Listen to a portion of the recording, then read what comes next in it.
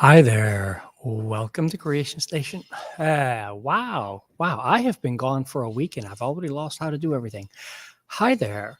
Welcome to Tech Talk Weekly. I'm Bob from Creation Station. This is our weekly show where we cover about 3 or 4 interesting tech stories, creation type stories in the news, get you on your way in about 20 minutes.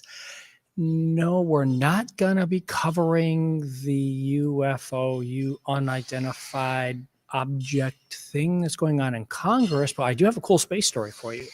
My guest is having some problems logging in. If he can get logged in at his new location, he'll be joining us in a couple of minutes.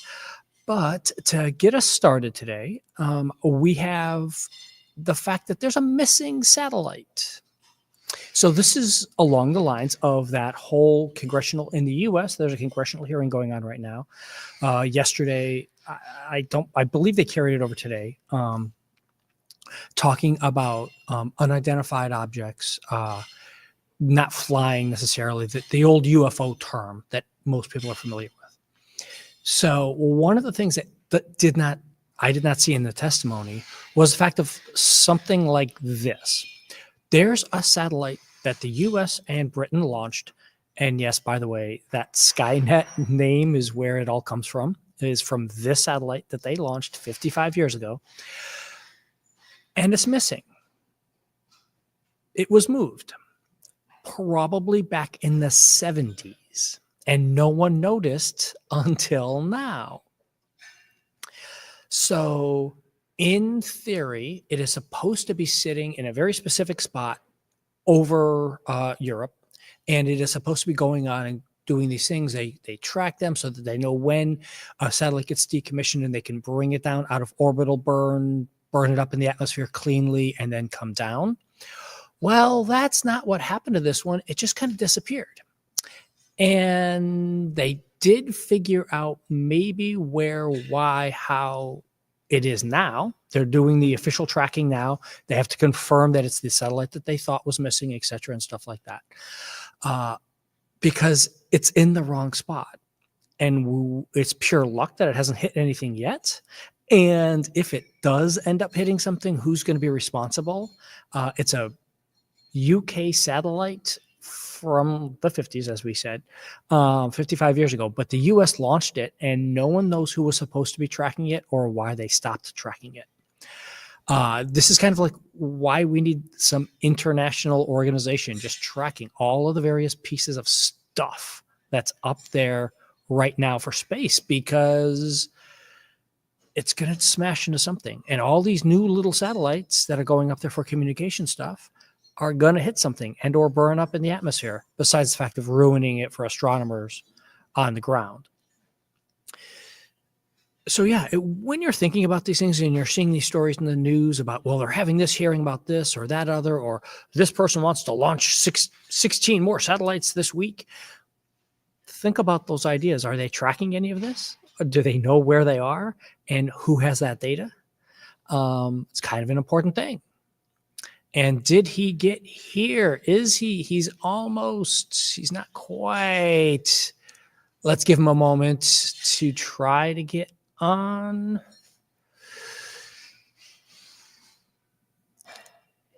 Sir Bill, I'm not seeing. Are you? No. You can't hear me? I can hear you now. I can't see you, but I can hear you. Welcome. How are you doing? I'm doing great. How you been?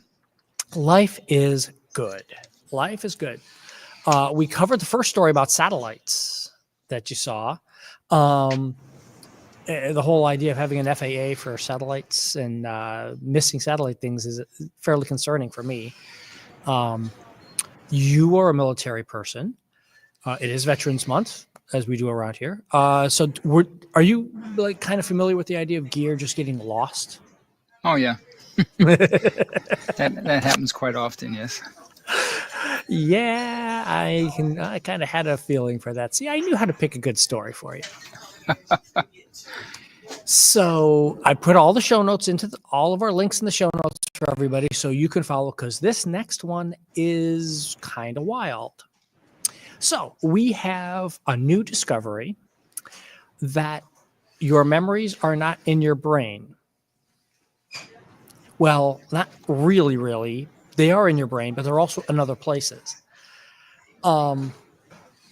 Maybe this is where that whole, your gut's telling you something. No, seriously, that's a bad joke. It's not real. What did you think about this one, Bill? I found that rather interesting because you never really think about cells other than the ones in your brain being capable of retaining memory. Yeah. But if similar cells that actually do it in your brain exist elsewhere in your body, then it seems logical that that is a possibility. And I think that it's pretty interesting that the piece on long-term memory. So, by the way, in the show notes, we've got the direct link for the stat. They're called astrocetic determinant of the fate of long-term memory. It just came out at the beginning of November here. Basically, what they said is, if you're studying, you're cramming for a test, your brain is keeping all of those memories, and you're going to use that to study for your test, that high impact, quick memory. But then you're going to lose it all because it's only stored in your brain, or not lose all of it, but a bunch of it. However, if you do long-term memory gains, meaning you learn something, take a break, learn something, take a break, those memories are actually stored in other parts of your body, kidneys, and where was the basic? Some of your nerves and in kidneys are there, where it stores parts of the memory or backup memory almost. And it's like weird. I was like, huh. So now this gives them a chance. By the way, how they tested, I loved how they tested this one because they used non-invasive on mice with lights. So they didn't have to cut up any mice or anything to check this. All they did was take a little sample of those nerve endings and test them with lights to see if the nerve endings remembered or not. So it's a really nice, fun thing that way. And sorry, we just had somebody walk to the studio. And you can do this across every type of mammalian body, it appears.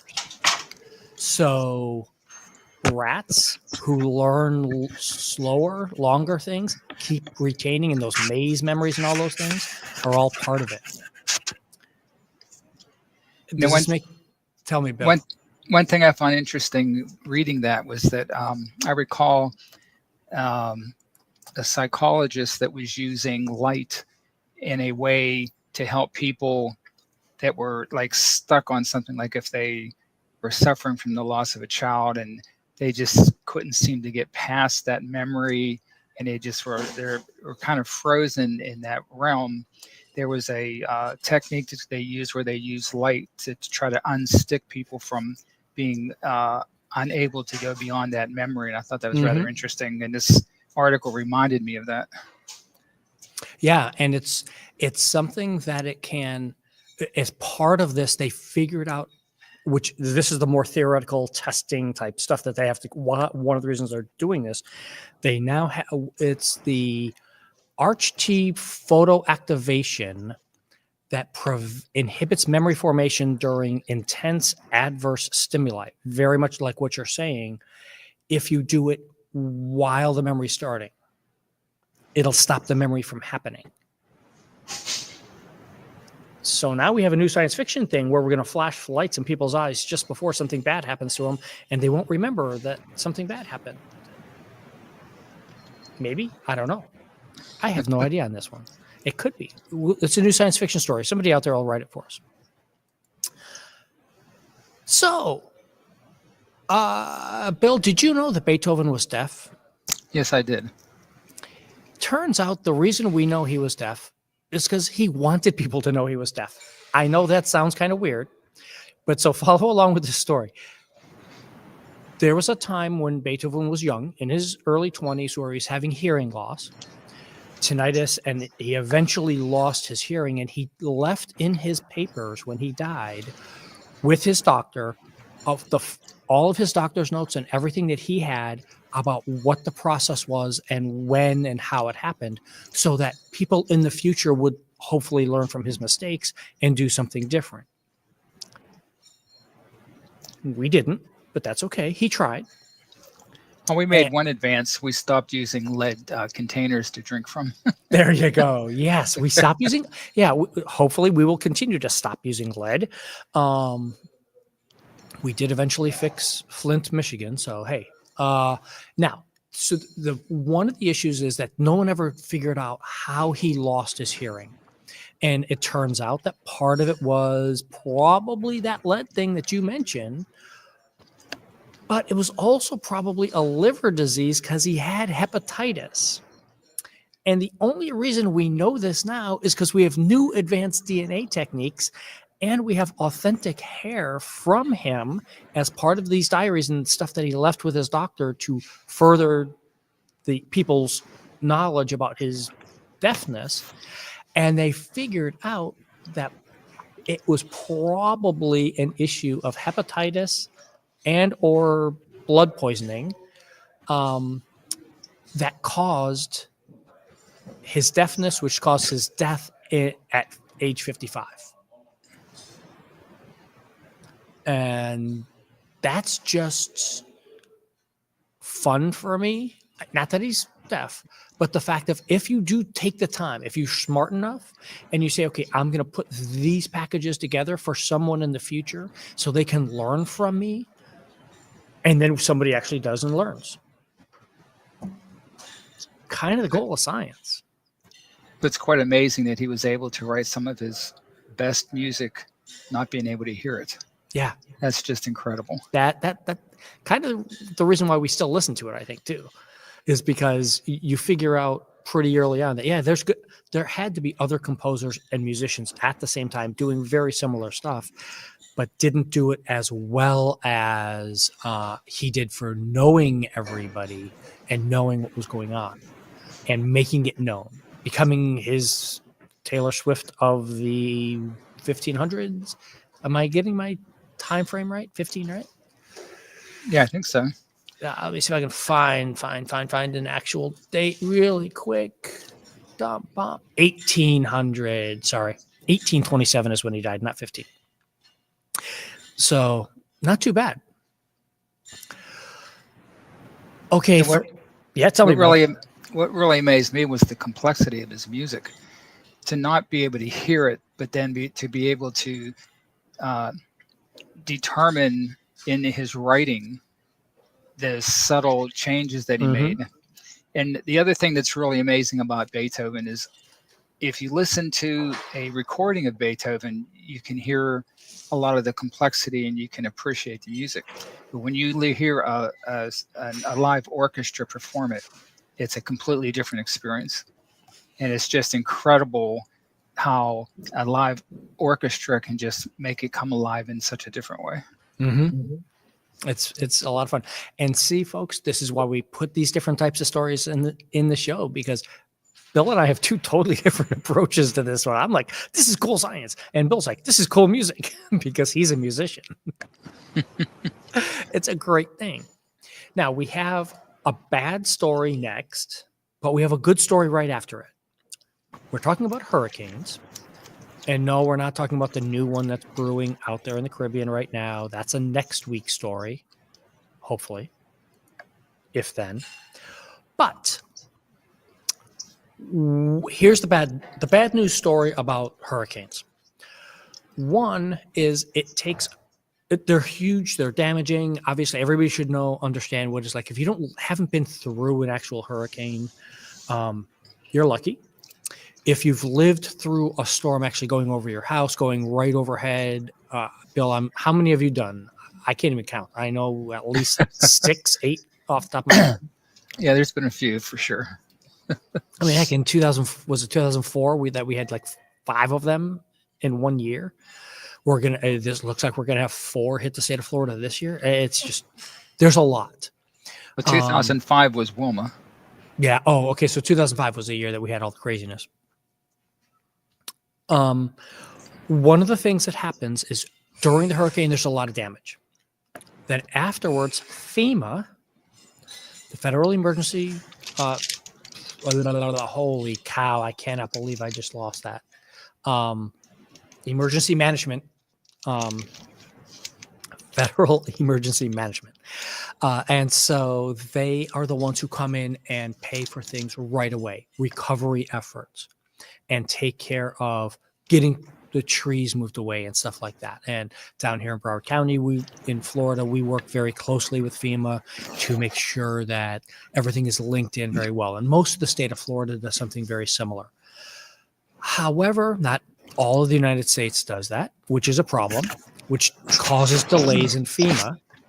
But then you have an additional problem of HUD, Housing and Urban Development, is a different organization that is responsible for paying for the cleanup of the cleanup, so to speak. FEMA comes in, helps you with getting your house fixed or getting your house corrected, like taking trees off the roof or giving you blue tarps and things like that. But then HUD is the one who says, okay, these houses are demolished. Here's the money to go in and rebuild. And we've got a really good story here from the economic side of these things. How does this work? What happens? And why does it take so long? Because in this story, they are using the example of Harvey that hit Houston 7 years ago and still hasn't been fully paid for, corrected, repaired, etc. So they are still at 3,000 units to build, and it is just gonna take forever. They mentioned the Maui wildfires in this article also about how long it's going to take for doing these things. Partially the problem is Congress isn't funding the programs to do these, and they're leaving it to the states. And most states cannot afford to just rebuild entire cities like what a hurricane does. Tell me, Bill, what do you think about the possibilities of fixing this? Well, I think the story certainly demonstrated the problem with all the red tape with bureaucracy and getting things done in Congress. And I find it interesting that the new presidential administration has a focus on trying to eliminate a lot of these issues. Yeah. So I'm really curious to see if this is one of the ones that they'll tackle or not. But yeah, it's going to be interesting because it currently doesn't have enough funding as is, and under a new administration, where their priorities lay in funding things as part of which funding bills and all that kind of stuff. The other cautionary tale about this story is at the end, they talk about a couple who lost their home and lost the chance to rebuild because over these 7 years, the husband died, the wife is still there, but the house was in the husband's name, and now he can't sign for the HUD stuff to rebuild. So please, out there, pay attention to your finances, take care of everything. Well, talk to your financial advisor and make sure that your names are on things so that you'll be able to continue on after a storm. And then I've got a very cool story about hurricanes. Because over on the West Coast, down near Siesta Key, one of the many keys, all the small little islands that form the barrier islands around Florida. In the 1980s, it was closed off because a couple of homes were built. Some very rich people moved in and convinced the local government at the time to clog up the waterway to give them a private beach. Well, Hurricane Helene came through and changed that. So here's a picture right here of 1983, what it used to look like. And then let's pull down. And then here you go. After it had been filled in, Helene started emptying it out. And so now at first it was just flood water right over it. And then people got out there with shovels to try and pull it open, and went out there to pull debris out of the water and everything to create a bigger opening. And part of the reason why this was a big celebration over there is there's the laws in Florida that prevent you from creating new inlets. If there's not an existing inlet, it's very hard to go create a new one. And part of that is coastal erosion. Part of that is protecting beaches. Part of that is pure real estate, because if you create an inlet, you're taking away real estate that somebody could buy and build something on. Did you like this idea, Bill, of nature just saying, yeah, you know what? I want to put the water back there where it is? Well, one thing they did mention in the article was how by separating that water, that the water was a lower quality, and that it needed that fresh water coming in to improve the health of the water itself. Yeah, and I think go. it's a great example of whenever people decide to alter the situation to their own satisfaction, they don't really foresee the long-term effects that it can have. Yeah, and you don't necessarily have final say, because Hurricane Milton hit that area 4 weeks later and reopened up the entire channel permanently. You can see it's big enough now for boats to go through. So it is something that is a great example of just the pure power of nature and these hurricanes and how dramatically it can change something, whether you wanted it changed or not. All the different flooding, all the different types of flooding that happened up in North Carolina and Tennessee and everything. Things are going to happen. We all need to be prepared for this. So that's the lesson here, is be prepared and just accept the fact that sometimes things are going to change. And we got no say in the matter. Thank you, Bill, for being here today. Where are you actually working out of nowadays? I'm at the Riverland Library now. Okay. Bill is one of our floating librarians. He is like a troubleshooter. What would you call yourself, Bill? You get sent all over the place. Well, since I'm new to this, I'm actually kind of learning it as I go, but I started at Hollandale, and I was there until they closed for their remodeling. Now I've been sent to Riverland, and I have no idea how long I'll be here, but I'm doing my job as a librarian senior, and whatever needs to be done, I'm certainly going to be part of.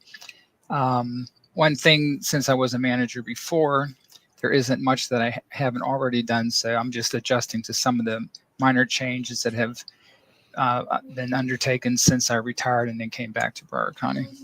That's a great. I'm happy to have you back. So, well, thank you. Thank you.